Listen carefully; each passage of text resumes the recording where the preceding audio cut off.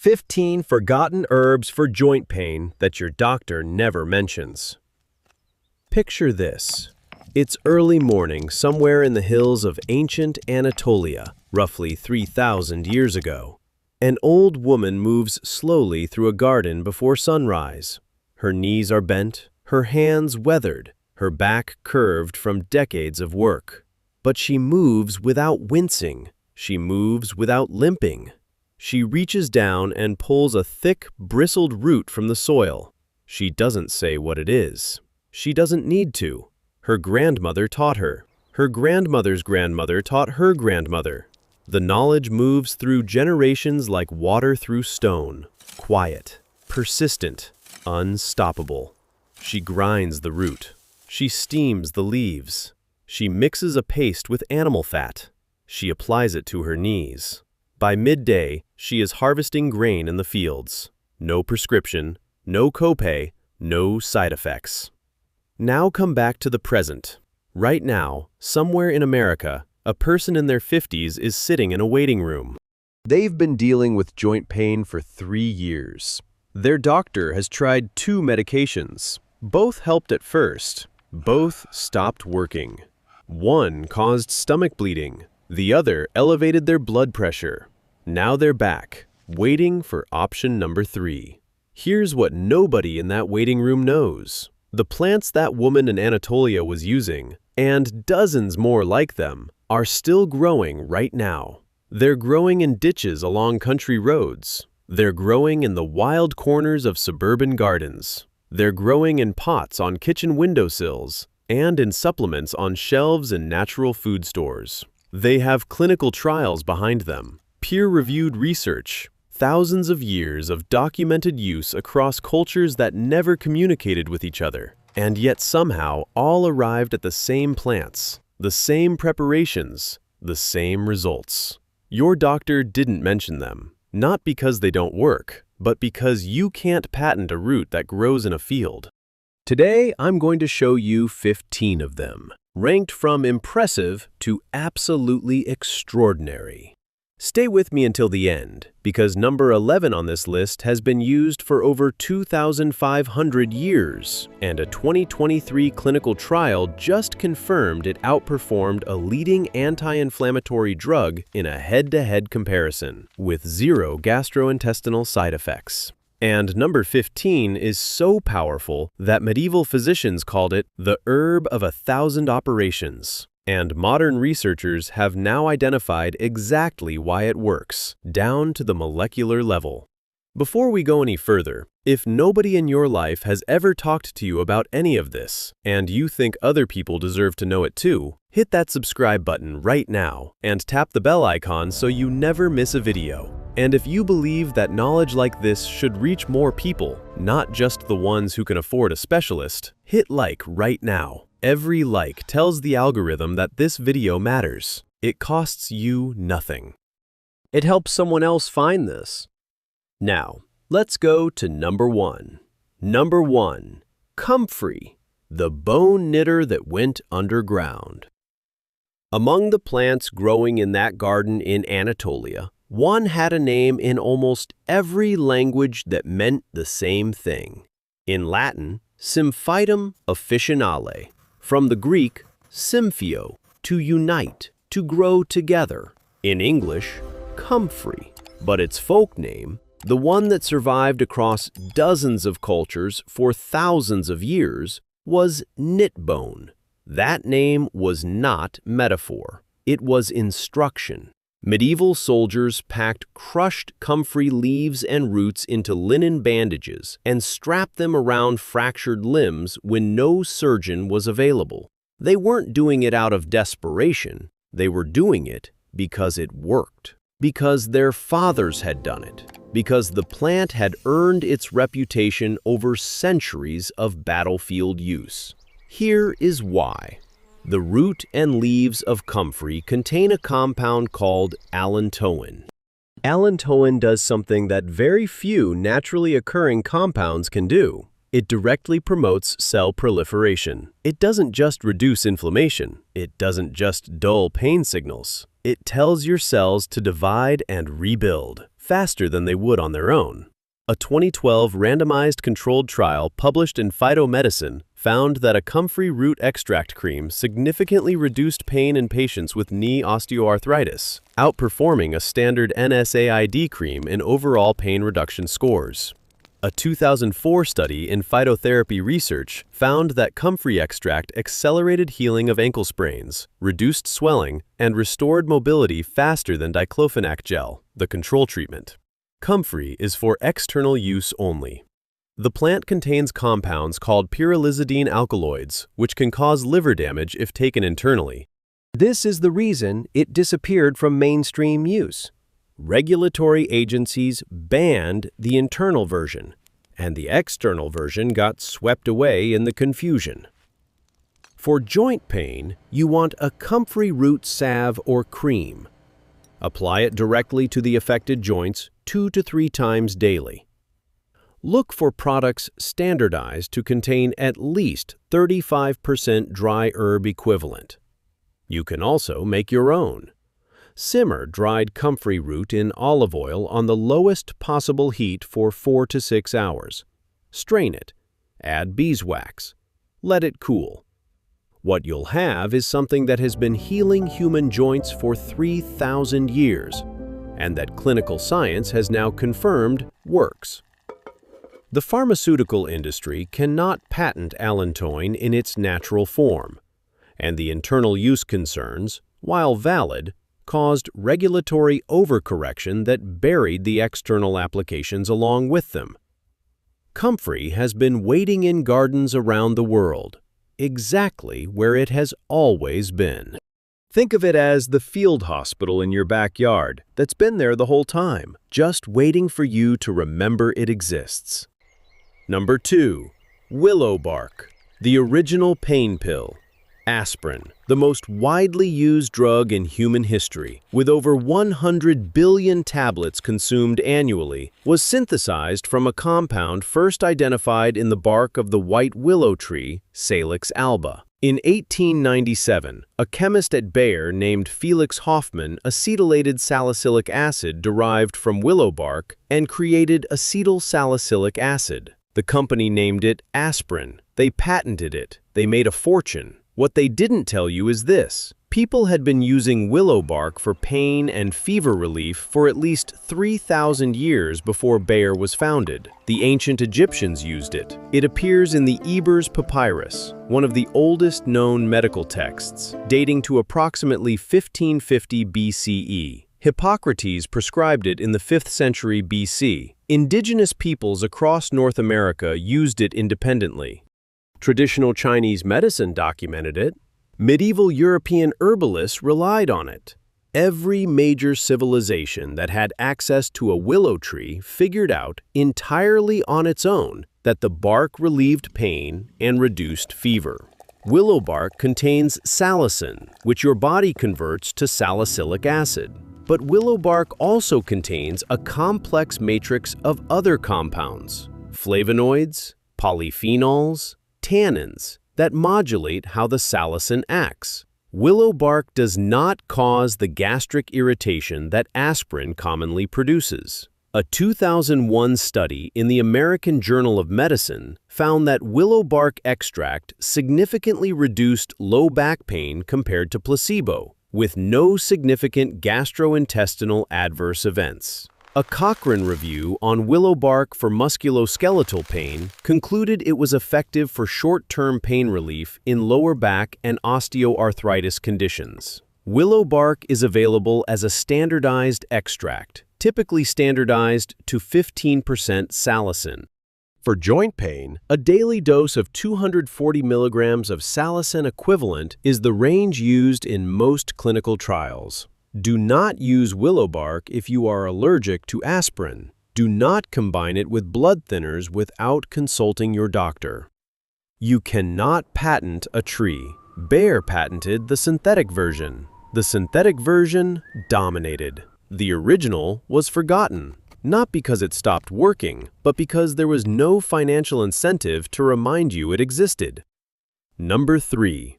Boswellia, the sacred resin that outperforms ibuprofen. In the ancient world, there was a resin so valuable it was carried across continents, traded alongside gold, offered at altars, and described in sacred texts across 3 major world religions. You know it as frankincense. The Boswellia sacra tree grows in arid, rocky terrain across the Horn of Africa and the Arabian Peninsula. It produces a golden resin that has been harvested, traded, and used medicinally for at least 5,000 years. When the Magi brought frankincense to Bethlehem, an event so significant it appears in the Gospel of Matthew, they were not bringing a decorative gift. In the ancient world, frankincense was medicine. Expensive, powerful, respected medicine. The resin of Boswellia serrata, the Indian variety, contains a group of compounds called boswellic acids, and specifically a compound called AKBA that does something no common anti-inflammatory drug can do. AKBA specifically inhibits an enzyme called 5-lipoxygenase, 5-LOX. Most pharmaceutical anti-inflammatories, ibuprofen, naproxen, diclofenac, work by inhibiting COX enzymes.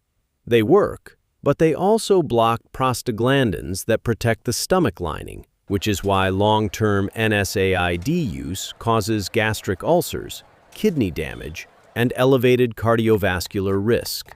5-LOX is a completely separate inflammatory pathway.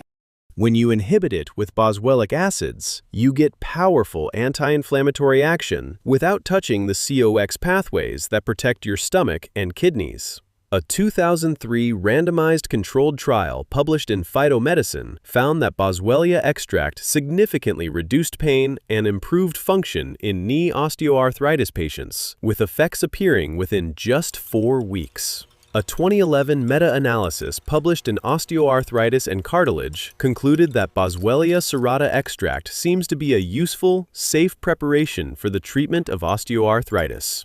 Look for Boswellia serrata extract standardized to at least 30% boswellic acids and ideally standardized specifically for AKBA content. A typical dose is 100 to 250 milligrams of a high AKBA extract taken 2 to 3 times daily. Take it with a small amount of fat. Boswellic acids are fat-soluble and absorb significantly better with food. Results are not instant. Most trials show meaningful improvement between weeks 4 and 12.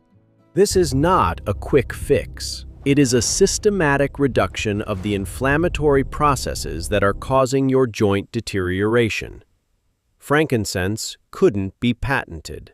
The pharmaceutical industry spent decades pursuing COX inhibitors because they were patentable and highly profitable, even as the gastric and cardiovascular side effects piled up.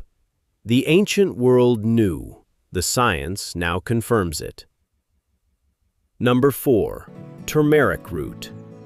The golden warrior of inflammation. Before we talk about turmeric, we need to talk about a problem.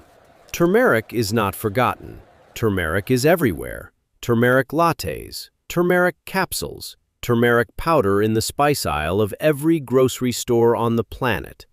And yet, most people taking turmeric for joint pain are getting almost none of its active compounds into their bloodstream. Curcumin, the primary bioactive compound in turmeric root, is notoriously poorly absorbed. Standard bioavailability studies show that curcumin from turmeric powder reaches meaningful blood concentrations in only about 2 to 5% of the dose taken. The other 95% passes through your intestinal tract unabsorbed, does nothing, and leaves with your next trip to the bathroom. This is why millions of people are taking turmeric every day and not experiencing the dramatic anti-inflammatory effects the clinical literature describes. The literature is real. The effects are real. But the preparation matters enormously. A 2016 randomized controlled trial in the Journal of Medicinal Food compared curcumin to ibuprofen for knee osteoarthritis pain. Curcumin performed equivalently to ibuprofen for pain reduction, with significantly fewer adverse gastrointestinal events.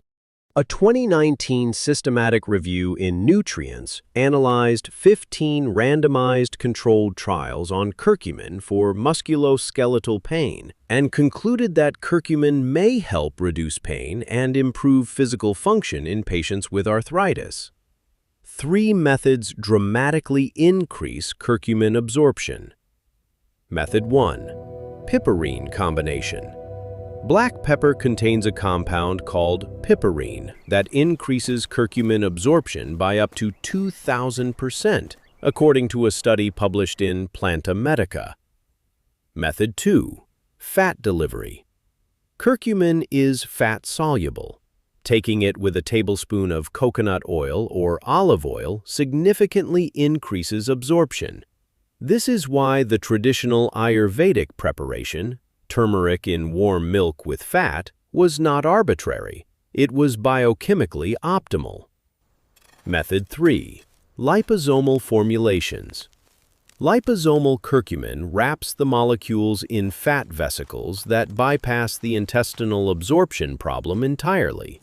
For joint pain, look for a curcumin supplement standardized to 95% curcuminoids combined with piperine in a dose of 500 to 1,000 milligrams daily. Take it with food containing fat. Number 5. Ginger, the underground pharmacist.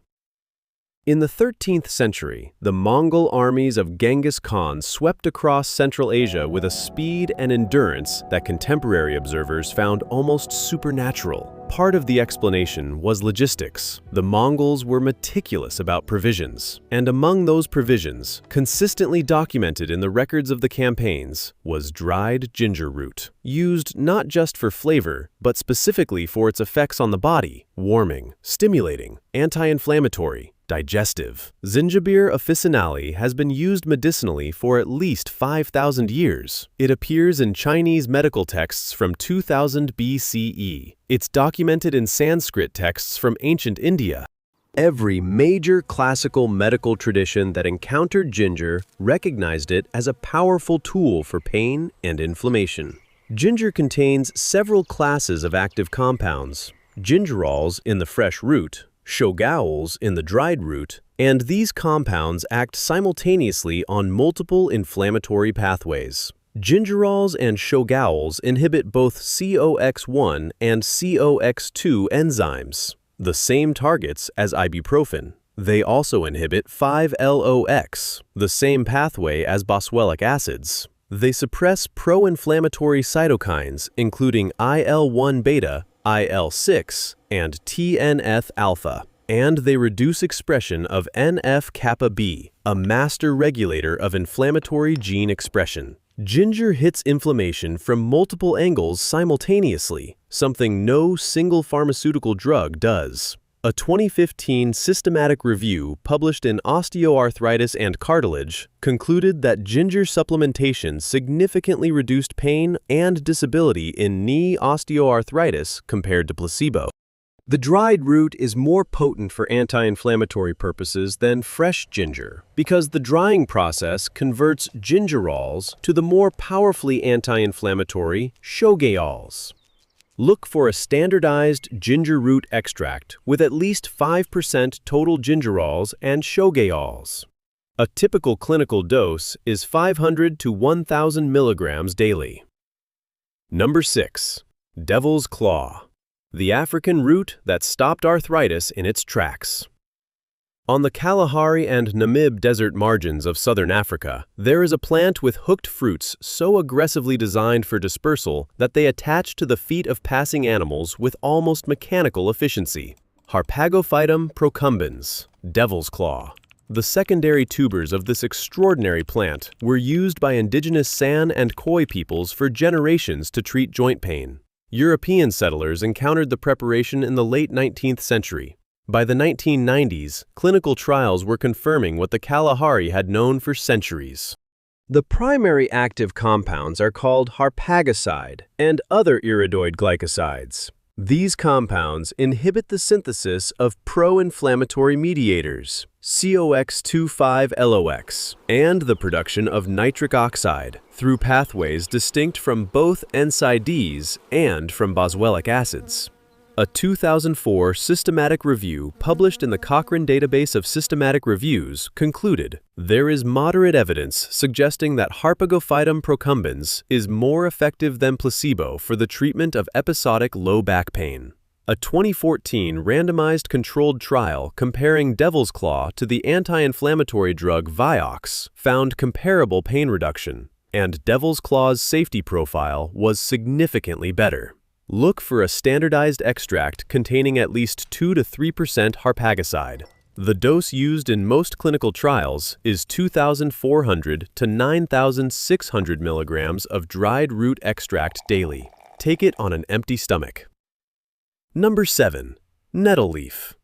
The weed that feeds your joints from the inside out. Somewhere in your neighborhood, growing in the shadowed edge of a garden, or the neglected strip between a fence and a footpath, there is almost certainly a plant that most people avoid because it stings. Urtica dioica, stinging nettle. The plant that every gardener knows as a nuisance weed, and almost no one knows as one of the most nutritionally complete medicinal plants available to joint pain sufferers.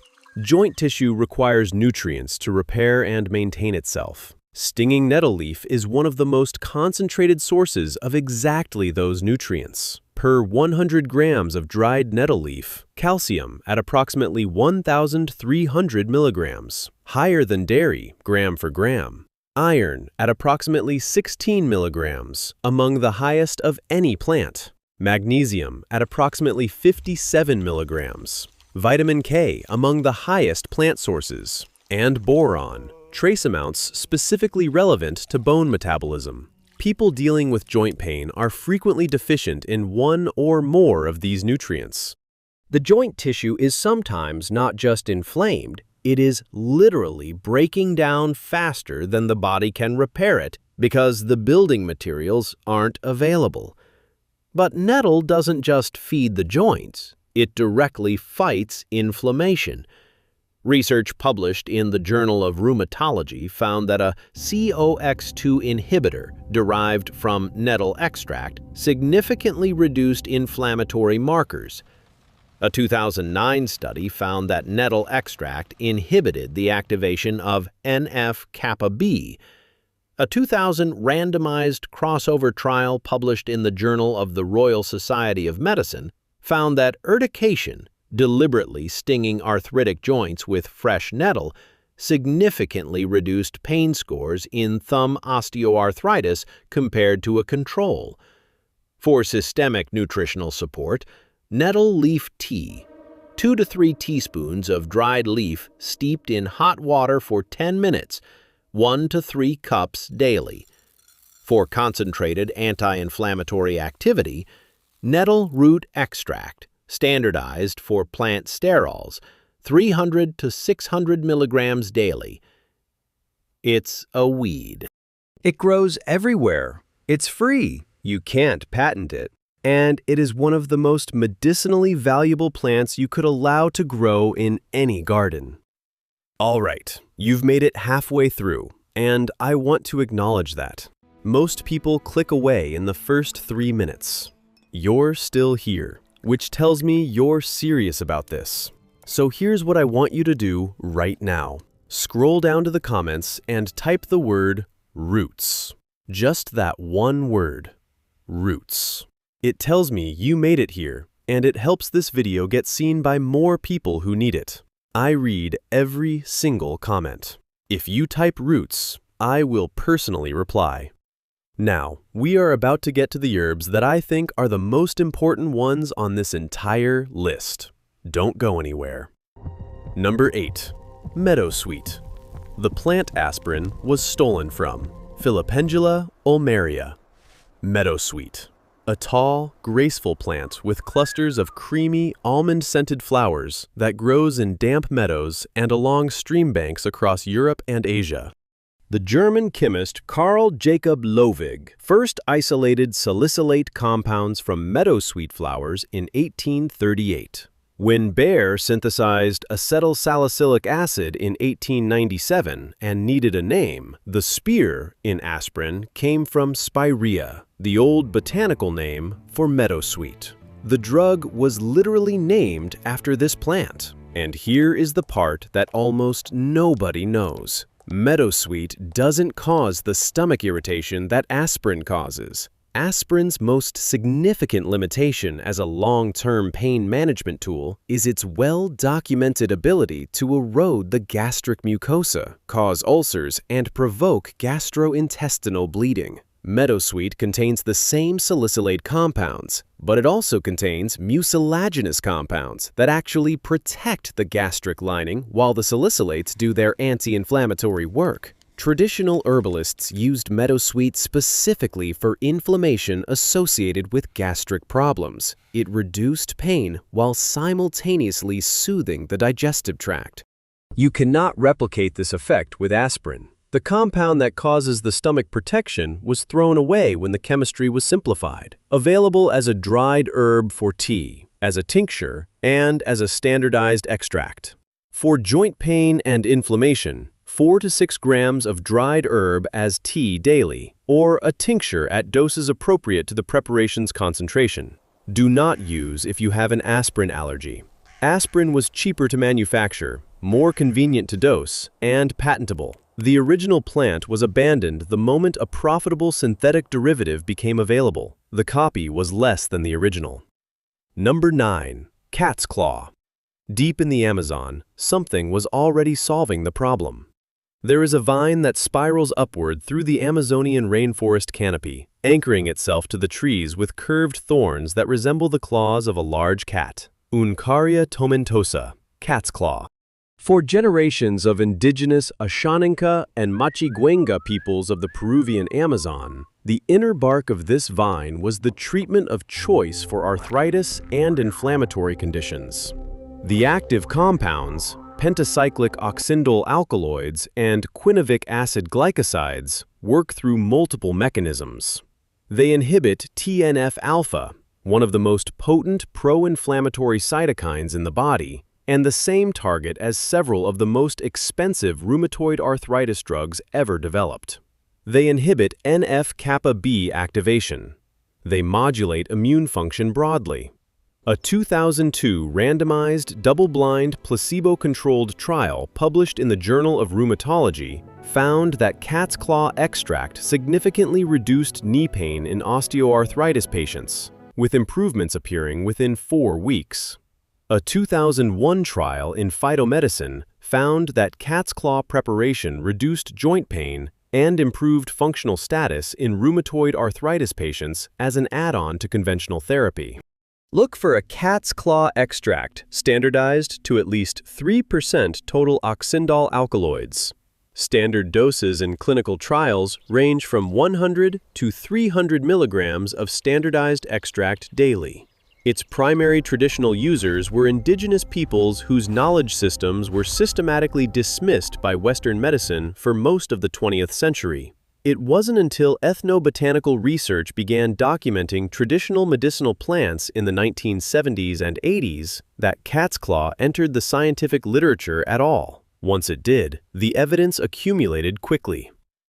Number 10. Black seed. The seed that was buried beside pharaohs.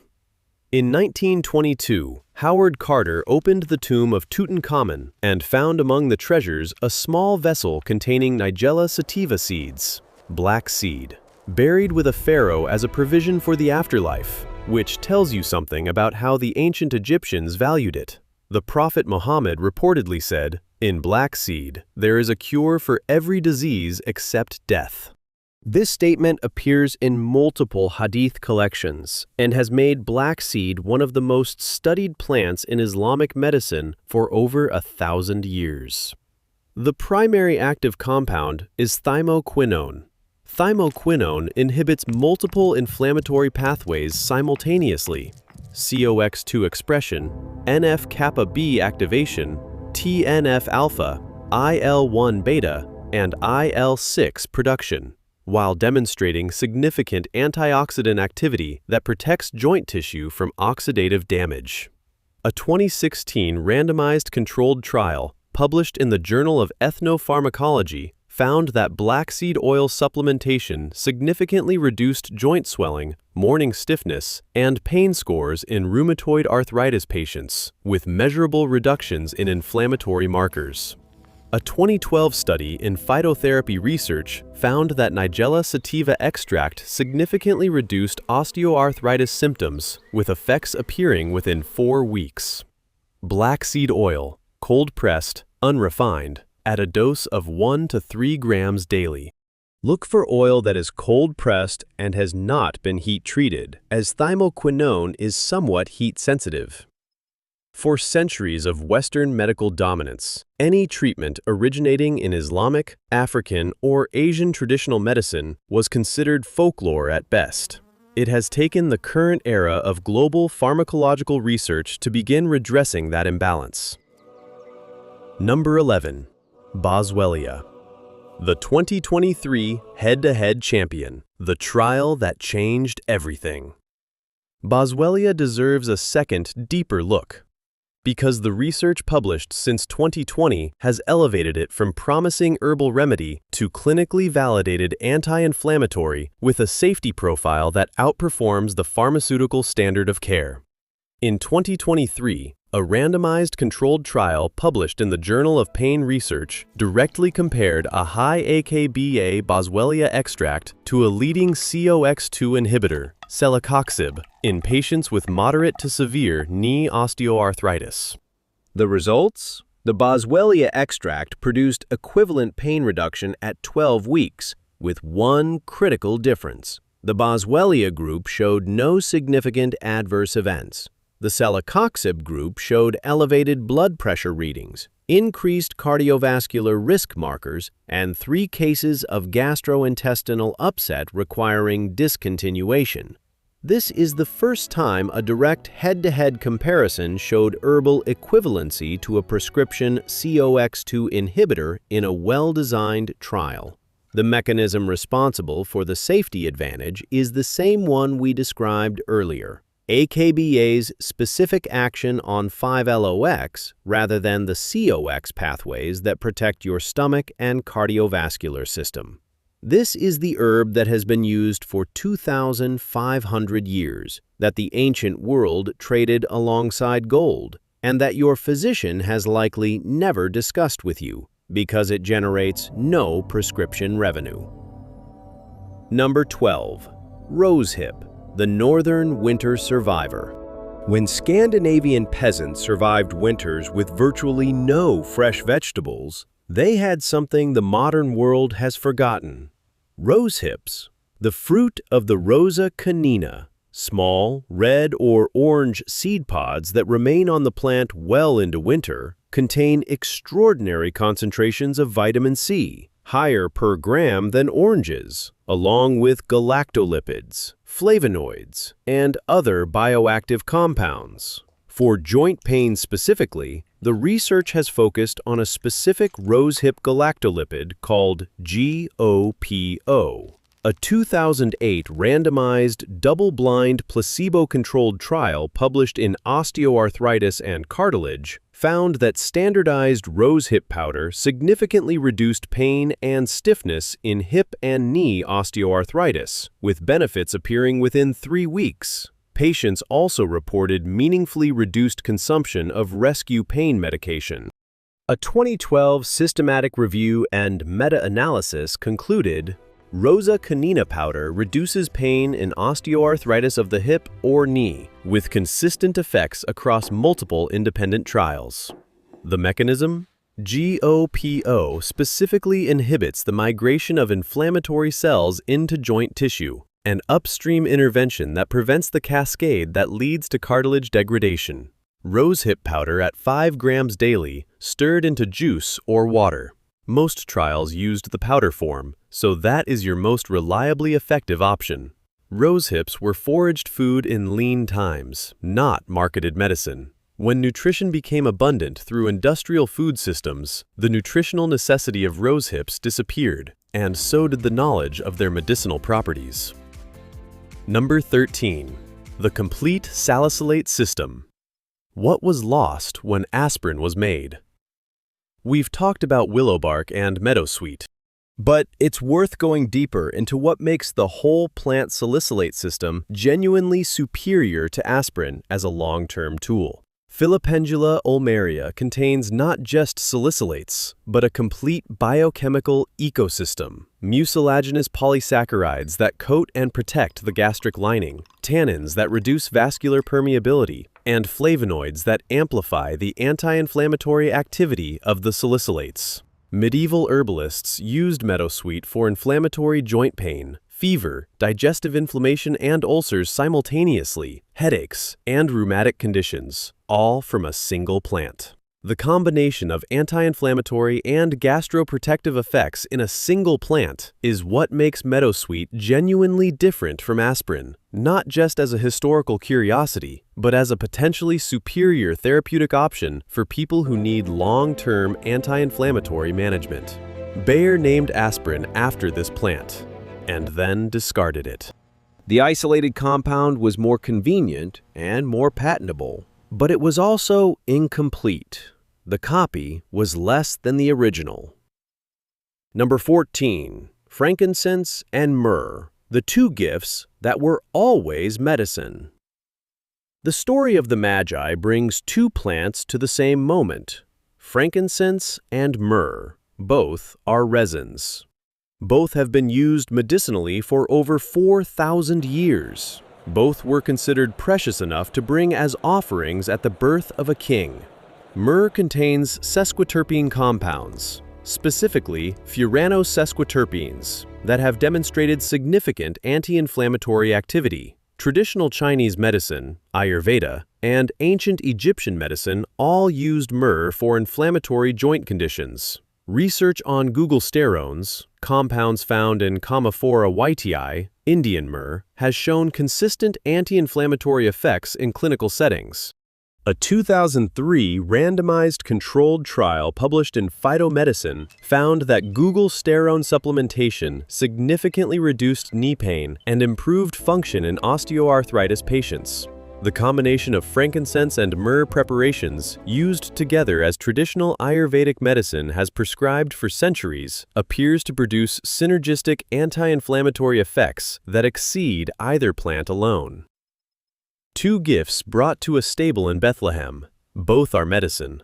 Both work on inflammation. Both have been confirmed by modern pharmacology, and yet neither is in your medicine cabinet because you can't build a quarterly earnings report around a resin tree. Number 15. The herb of 1,000 operations. Calendula, the emergency room in your garden. We have arrived at number 15. The one the medieval physicians called the herb of 1,000 operations, Calendula officinalis, the marigold. The bright orange and yellow flower that blooms from spring until frost in gardens across the temperate world. You might be wondering why a wound-healing flower is on a list about joint pain. Here's the connection most people miss. Joint pain is, at its core, an inflammatory event. The tissue around an arthritic joint is not just structurally damaged, it is inflamed. The synovial membrane is irritated. The cartilage is being broken down by inflammatory enzymes. The blood vessels supplying the joint are dilated and leaking inflammatory mediators. Calendula addresses exactly these processes. The flowers contain triterpenoids, flavonoids including quercetin and isohamnotin, polysaccharides, and essential oils. Together, these compounds produce significant anti-inflammatory activity. Multiple studies confirm inhibition of COX2, NF-kappa B, and TNF-alpha. They produce tissue regeneration effects via promotion of granulation tissue and collagen synthesis. And they produce analgesic properties, direct pain reduction independent of inflammation reduction. A 2016 study in the Journal of Wound Care confirmed significant anti-inflammatory and regenerative effects of calendula extract on damaged tissue. Make a strong, double-infused calendula oil. Pack dried calendula flowers into a jar. Cover completely with olive oil. Place in a warm spot for 4 to 6 weeks, or heat gently in a slow cooker on the lowest setting for 6 to 8 hours. Strain. Combine with melted beeswax at a ratio of 1 tablespoon beeswax per cup of infused oil. Pour into small jars. Apply to affected joints twice daily. Calendula was the battlefield medicine of the medieval world. Soldiers carried it. Surgeons used it. Monks grew it in every apothecary garden. It fell from medical use not because it stopped working. It fell because it was too simple, too beautiful, too available. A plant that blooms cheerfully in every garden, that anyone can grow from a packet of seeds costing less than $1, that requires no laboratory to process and no prescription to obtain. This is not the basis of a profitable pharmaceutical franchise. This is the emergency room in your backyard garden that has been waiting the entire time for you to remember it exists. Now you have 15 plants. Here is where you start. Phase 1, weeks 1 through 4. Start with 3 plants simultaneously. First, turmeric, properly formulated. 500 milligrams curcuminoid extract with piperine, twice daily with food containing fat. Second, ginger root extract, 500 milligrams standardized extract, once daily with food. Third, willow bark or meadowsweet tea, 1 to 2 cups daily for pain management during the transition. This phase takes 4 weeks because the anti-inflammatory compounds need time to accumulate and begin shifting your baseline inflammatory markers. Most people notice meaningful improvement between weeks 2 and 4. Phase 2, weeks 4 through 12. Add Boswellia serrata, 200 milligrams of high-A KBA extract, standardized to 20 to 30% boswellic acids, twice daily with food. Add comfrey salve topically, applied directly to the most affected joints twice daily. Phase 3, week 12 onward. Continue turmeric, Boswellia, and topical comfrey. Add rosehip powder at 5 grams daily. Most people following this protocol report meaningful pain reduction by weeks 4 to 8. Structural benefits: reduced joint swelling, improved range of motion, better function, typically emerge in months 2 through 3. This is not a quick fix. You do not rescue a joint from decades of inflammatory damage in a week. You restore it systematically with the plants that have always known how. Now let's talk about why your doctor hasn't told you any of this. Not a conspiracy theory. A clear-eyed look at how medical knowledge gets distributed in a for-profit healthcare system. Your doctor's training is funded, in substantial part, by pharmaceutical industry grants to medical schools. The continued education your doctor receives, the conferences, the journals, the research summaries, is also substantially funded by pharmaceutical companies.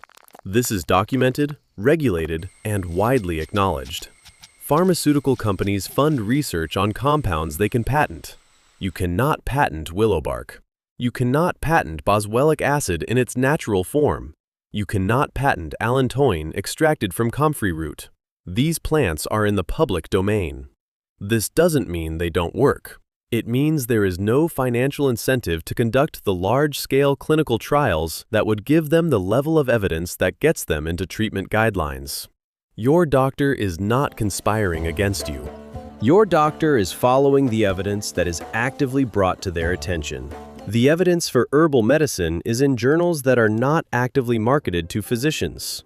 The result is a system where a plant that has been treating arthritis for 3,000 years, validated by multiple clinical trials, costing pennies per dose with no significant adverse effects, remains completely invisible to the person in the waiting room who has been trying 2 medications, both of which stopped working, one of which caused stomach bleeding. That is not conspiracy. It is the predictable consequence of applying market logic to a knowledge system. Here is what you can do in the next 7 days. Day 1. Order a high-quality Boswellia serrata extract standardized for AKBA content and a properly formulated curcumin supplement with piperine or in a liposomal form. The links are in the description below. Day 2. Order comfrey root salve from a reputable herbal supplier, also in the description. Day 3. Brew your first cup of willow bark tea. Simmer 2 teaspoons of dried willow bark in 2 cups of water for 15 minutes. Add honey if desired. Day 4. Plant a pot of calendula on your windowsill or porch. This takes 5 minutes and costs less than $1. By summer, you will have more anti-inflammatory flowers than you can use.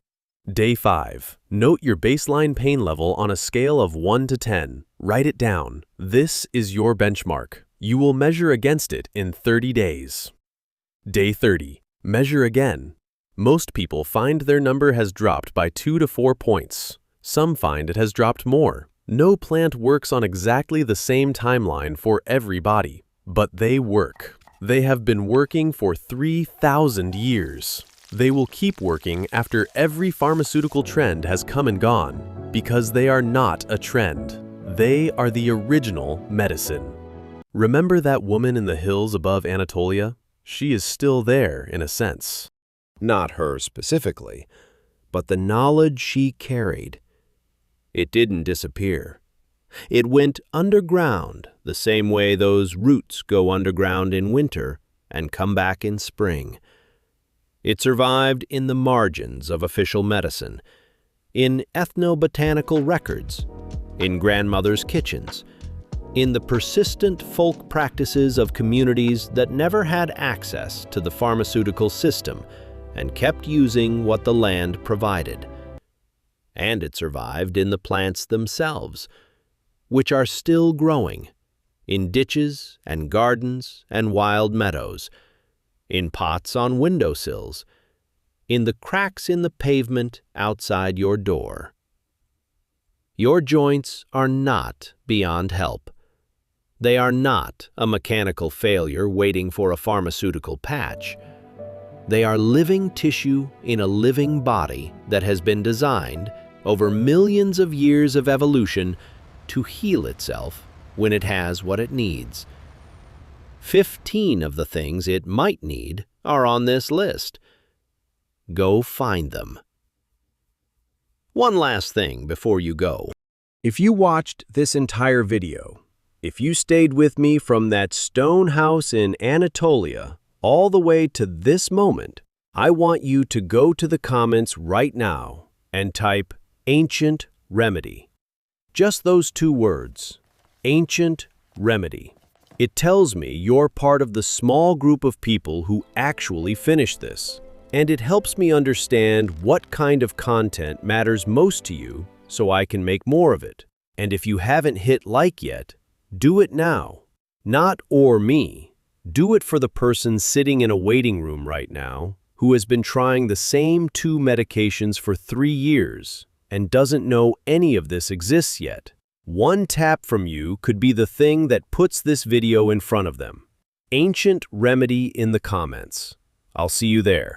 Disclaimer: this video is for educational and informational purposes only. It does not constitute medical advice and is not intended to diagnose, treat, cure, or prevent any disease. Always consult with a qualified healthcare provider before beginning any new supplement regimen, particularly if you are taking pharmaceutical medications or have a diagnosed medical condition.